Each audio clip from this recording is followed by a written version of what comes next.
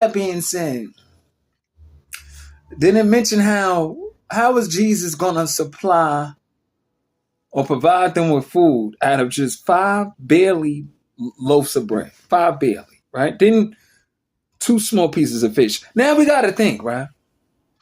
Be very careful with wording. Remember, everything's about wording. I said 2 small pieces of fish. I didn't say 2 fish, like regular size fish. But I said 2 small. Maybe think sardines.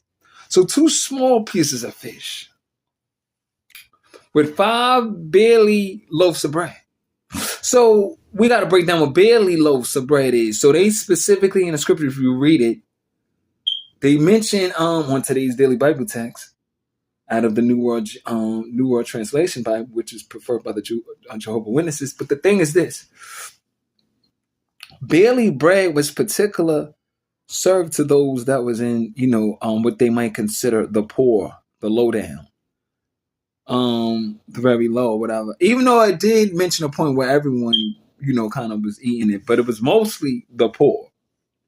So 5 barely loaves of bread, and then you got to think to make a sandwich is usually 2 breads. Now, anything with a sandwich, I know people could close and squeeze it and all, but 9 out of 10 when you make a sandwich involves 2 bread. So let's say someone wanted to make 2 sandwiches. All right, 5 loaves you could. 1, 2. But it's 1 left. So 2.5 sandwiches. But out of 2 small pieces of fish, they said 2 small pieces of fish, not 2 big sizes. So now it's going to take a lot of faith, right? So the scripture basically broke down how specifically, when it comes to, paying homage to Jehovah, we give him thanks. Because at the end of the day, Jehovah is the reason why we are eating. He's the reason why we have food, because he's the one that, we know Revelation chapter 4 verse 11, he's the creator of all things, even including food.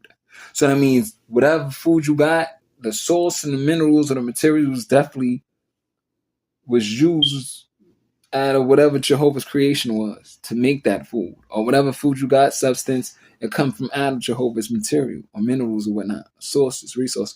So either way, your food was given through Jehovah. So we give blessings and praise for that. But not just that, right? Not just that. It also mentions how